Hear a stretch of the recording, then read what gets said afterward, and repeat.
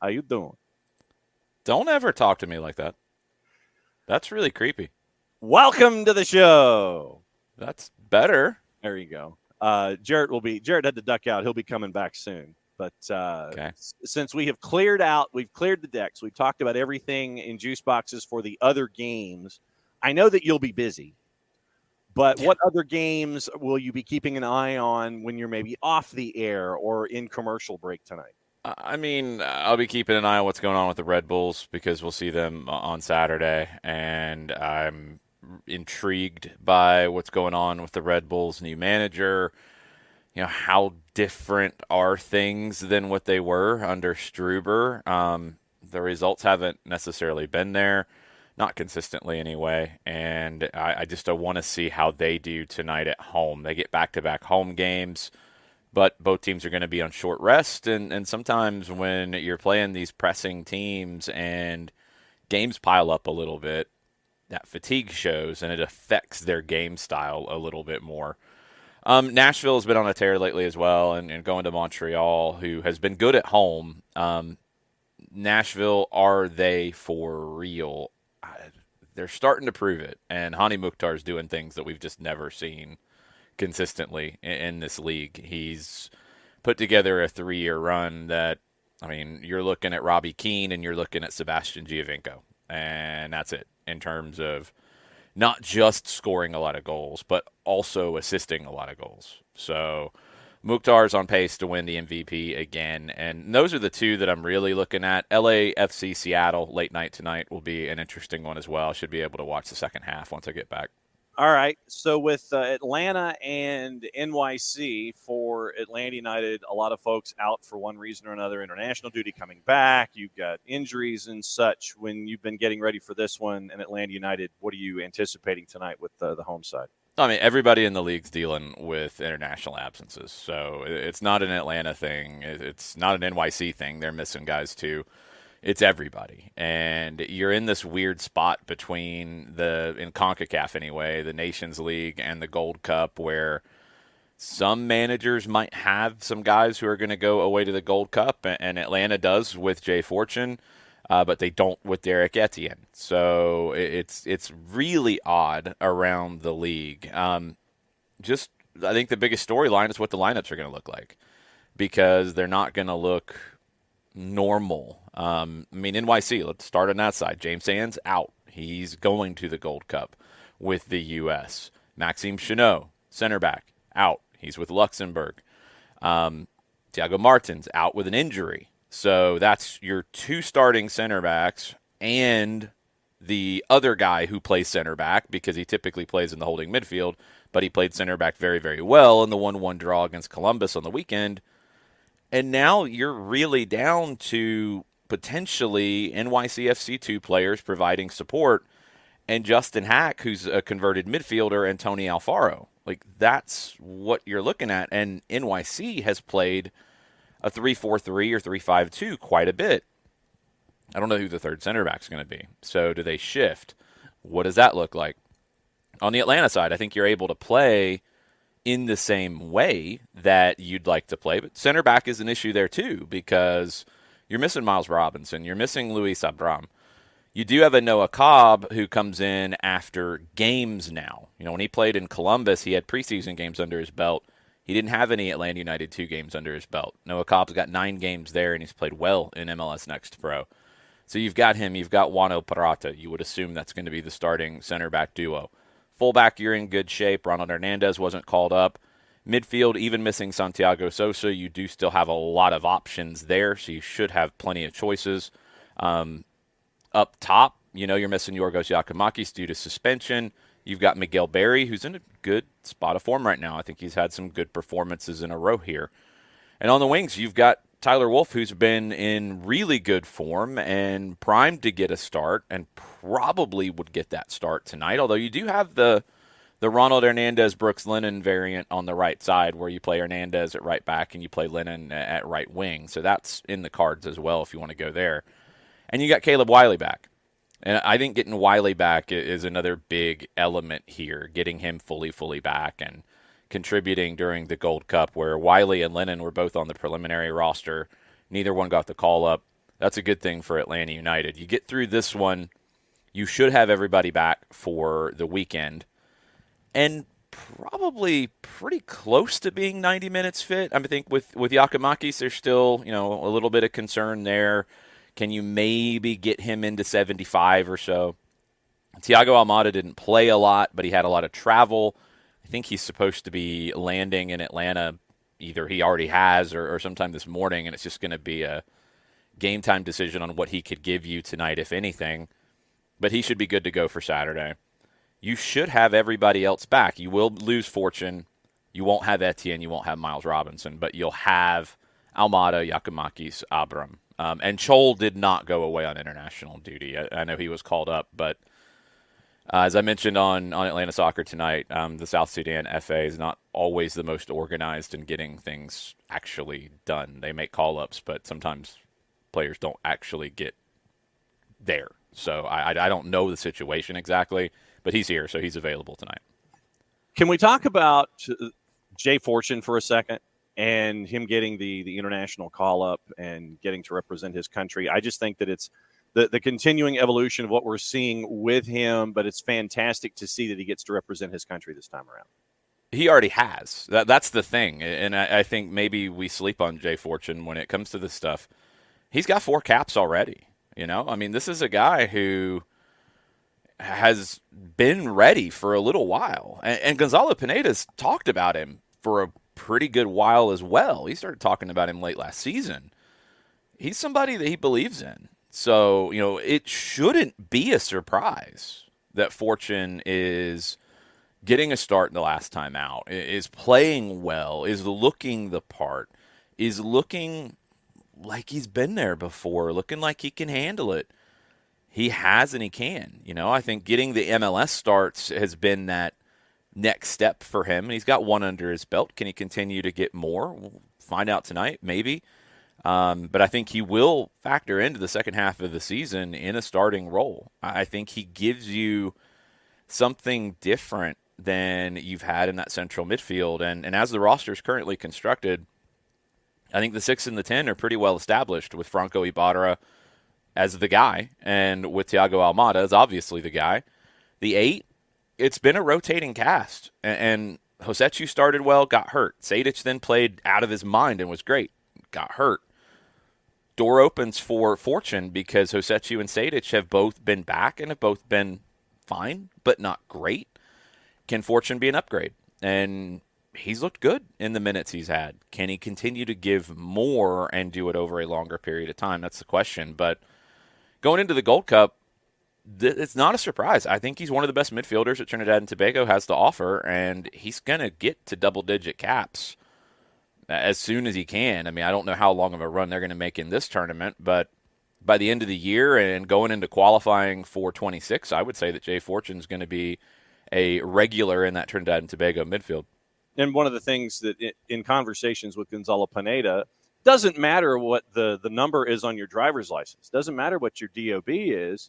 If you perform well during the week and you have the confidence as a young player, Gonzalo Pineda is going to have that faith in you to start you. So seeing all of these young guys is not a surprise and should not be a surprise as things continue to evolve here with Atlanta United. Well, hold on a second. Let's not go total cliche from the note card here, because no manager is just completely blind to the fact that a player is X years old. No manager. Nobody. Some managers are more likely to play young players than others. But any manager who literally says, and I know, again, it's a cliche, I know that you're going to play young players when they prove it and when they're ready. But any manager who is blind to a player's age is setting a player up to fail. You don't just throw a player in because he's had a good week of training if he's 16 and he hasn't played games at this level on a regular basis. You have to be thoughtful about how you put players in and set them up for success. Jay Fortune didn't walk in and just start starting. He got games. He got minutes under his belt. He got tests. The game in L.A., he comes in and he needed to give the team something in that moment where they're under pressure, they're under siege. He got it done. He had done that in Orlando. He's earned more minutes. He's earned trust. But yeah, like some managers are going to be more willing to accelerate that timeline because there is a timeline for any young player. You don't just throw a kid in because he had a good week of training. You can't do that because then if he has a bad game, it might take a long time to get them back to their best. And that's a concern for any good manager. And Gonzalo Pineda absolutely is thoughtful about the progression for players. As good as Luke Brennan's been right now with Atlanta United too, you're not just going to throw him in at the deep end of the pool and let him figure it out. No, you want to set him up for success. And look, setting him up for success might be coming off the bench tonight, especially if the team's got a lead. And you're in a position to where, all right, we've got a lead. We can continue to put a team under pressure. He's earned this opportunity with his play with the second team and with training with the first team. Luke, let's go. Here's your debut. Let's go. Noah Cobb, another prime example. Noah Cobb is somebody that Gonzalo Pineda believes in. Club believes in. They think he is a future national team center back. I agree. He's started one game this year. He hasn't just been thrown in.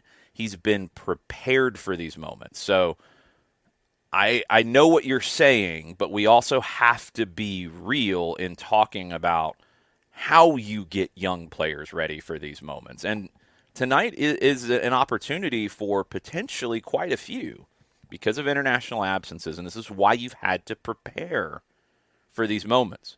Noah Cobb, I'm assuming he's going to start tonight. He has prepared for this moment with preseason necessity game in Columbus because you did not have another option. I don't think Noah Cobb was the reason for the loss and for all the goals scored, but he didn't play his best game this year in that game. He just didn't. He's got games under his belt. He's been training with the first team. He's ready. So now he's got to perform. Just because you're a good young player doesn't mean you automatically start and play. Just because you're a good young player and you've done all the things to get that time doesn't mean you perform.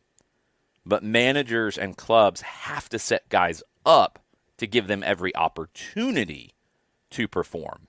And there's so much more that goes into that other than just some good training sessions and here you go play. When it comes to NYC, is there anything that really concerns you about them coming into this match tonight, considering that they've just been absolutely poor on the road this year and they're in the bottom third of the standings in the East? Yeah, I mean, look, let me let me figure out the best way I want to approach this. Okay. Let me comment on what you just said, John, and then let me also comment on some of the other noise out there. Mm-hmm. Because you cannot underestimate NYCFC just because they are in a bad spot of form. They have not won in 10. They haven't lost all of those 10 either. They haven't won on the road, but they've gotten 4 draws out of 9 games on the road. And they have a lot of talent up top. It hasn't fit, but you still have talented players in Santiago Rodriguez, Thales Magno, Gabriel Pereira. Those are all really good players that are better than their stats.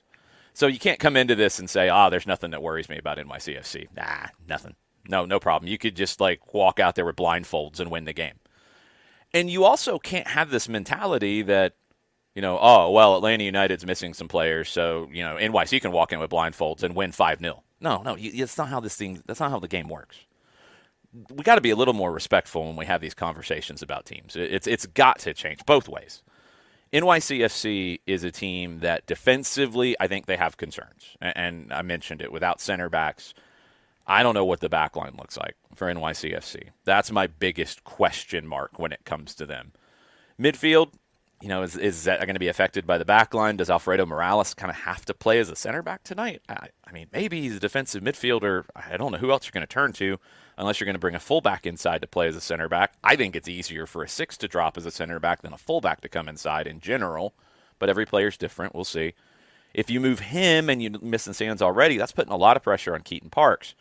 But again, this attack for NYC, and generally they've gone with Rodriguez, Magno, and Pereira in a little bit of an amoeba kind of shape. Whether if Rodriguez is a 9, he's playing as a false 9, he's dropping in. Magno, Pereira, if they're wingers, they're tucking inside. You do have Gabe Siegel, who has come off the bench and scored 2 late goals this season. scored one to get a point against Columbus.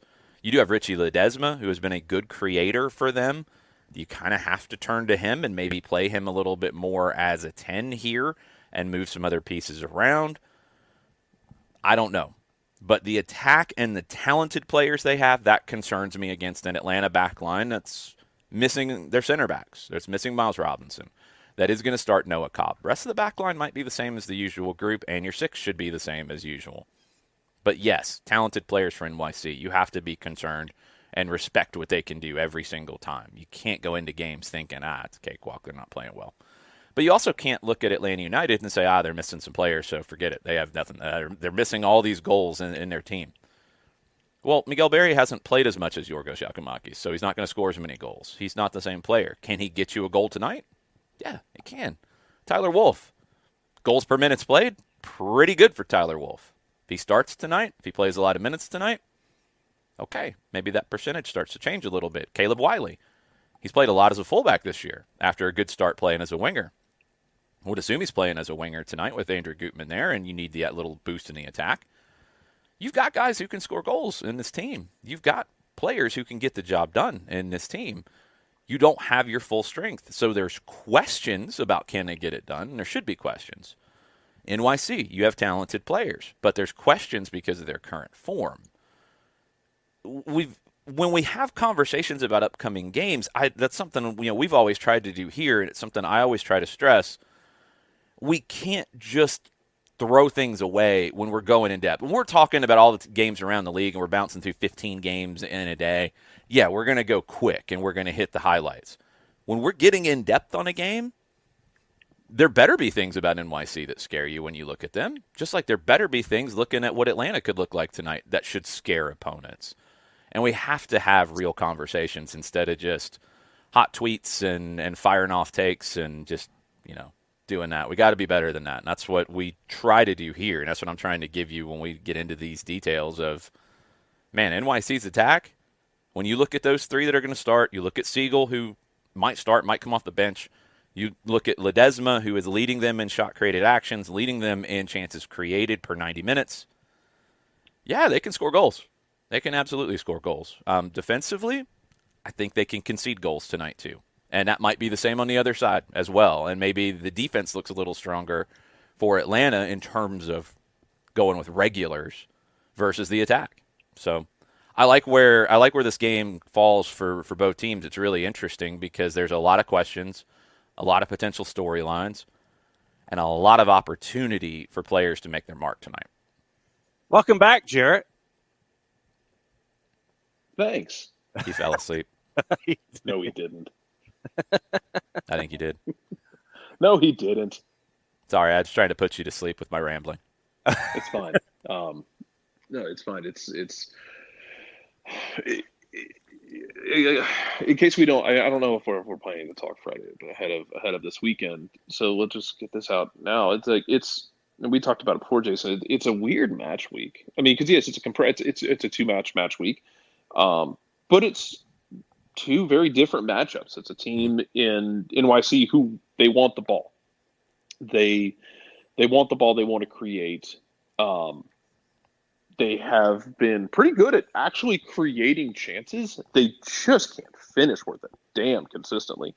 But then, this weekend you've got to go play at Red Bull Arena against a damn near polar opposite team. And I apologize if you and John have already talked about this, but want to talk about how weird of a match week is just because of the differences, but also throw in the fact that you're getting guys back from international duty. It is what it is. I mean, there's just nothing you can really do about it. You're not going to be able to do a whole lot of training specifically for Red Bulls. I think the way Atlanta United is built this season, honestly, the fear of playing pressing teams is not the same as it used to be. I think Atlanta plays better against teams that step up and press than they do against teams that sit back in a low block. I think 2023 has shown that this season. So if Red Bulls want to step out and press, I think the game plan will be what it was at home. It'll be attract the press and play around it.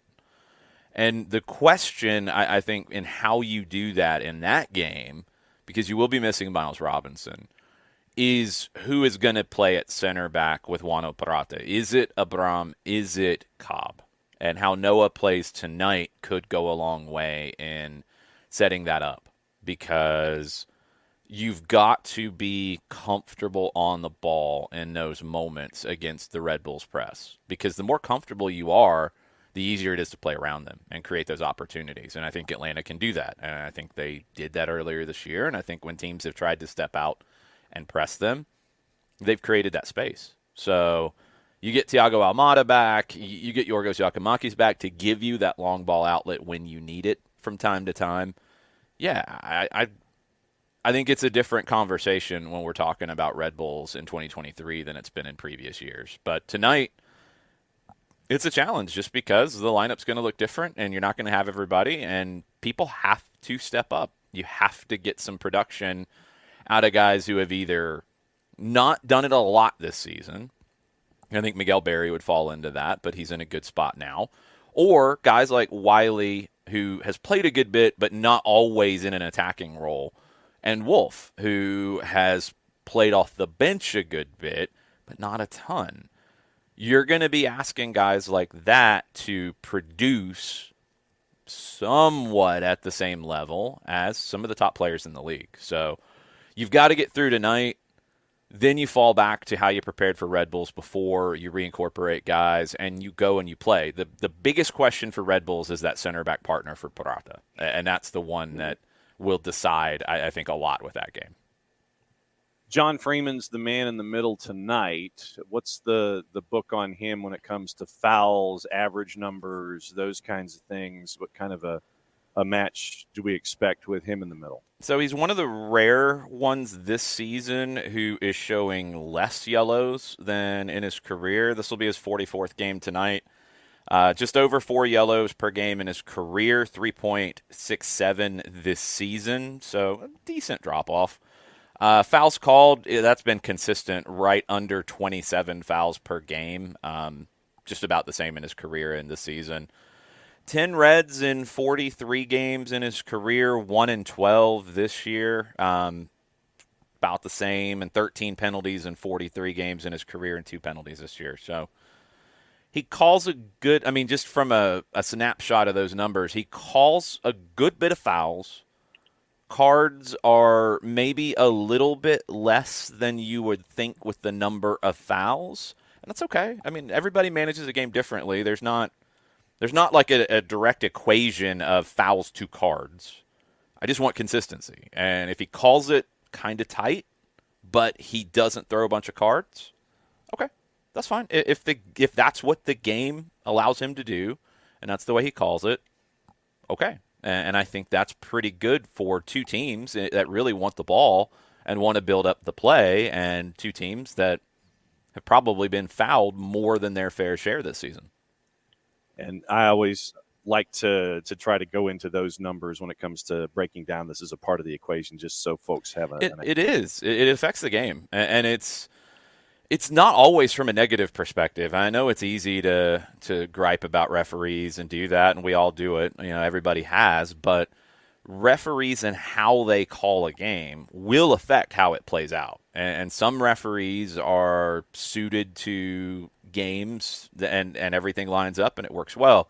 Sometimes you get a clash, and it's not just a clash of styles between the two teams. It's a clash of styles between the way the game's going to play out and the referee that's assigned to it. And I think in this case, Freeman's a pretty consistent hand, so I think he'll be fine in this. And I think he'll, again, blow the whistle a little bit more than you might be accustomed to this season, but not throw the cards around quite as much. And I'm okay with that equation. I think sometimes cards get thrown too often. Sometimes they don't get thrown enough. If Freeman's consistent and just uses the whistle to manage the game, that's fine. Broadcast plans for tonight, what are they, sir? So, one, Mike Conti's away on assignment. It's a family wedding. So he will be back for the Red Bulls game on Saturday. So you're stuck with me on play-by-play. I don't have to try to imitate Boom Yakimakis tonight. You have to if he scores, but he's suspended. So that won't be happening tonight. Still a Galaxy brain decision. I think he did it on purpose. Well, it was beautiful because I think you're right. He did it on purpose against the center back who had been cheap shotting him the whole game. Mm-hmm. He knew he was one yellow card away. He's not going to probably play more than 15 minutes, 20 minutes at most in this game if he plays. You get that suspension out of the way. You get some revenge on a center back that's been trying to bite at your ankles like a little chihuahua all night. It was beautiful. I loved it. I think you did it on purpose. So no Yakimakis tonight. You're stuck with me on play-by-play, and you're stuck with Jared on color as well. Ah, Stuck is a good word to use. Hey, if they're stuck with me on play-by-play, they're stuck with you on color. So, Well, yeah. stuck's a good word. but you can listen to it on 92.9 The Game, starting at 7 o'clock with the Five Stripes Countdown, 7:39 kickoff. And you can listen to us on the Odyssey app, on the Atlanta United app. And if you're watching on Apple TV, you can choose the home team radio option if you want to be stuck with us tonight. There you go. And so since it is top of the hour, it's a fatal four-way. Dylan Butler has dropped in. I'm getting pinned quickly here, it looks like. Yep. But Dylan starts hour number 2. I'm putting the table up. There you go. Yeah, pretty much. All of a sudden. So, Jason, we'll catch up with you tonight, my friend. Thanks a lot. See ya. Hi, Dylan. Bye, Dylan. There goes. So there's Jason. And so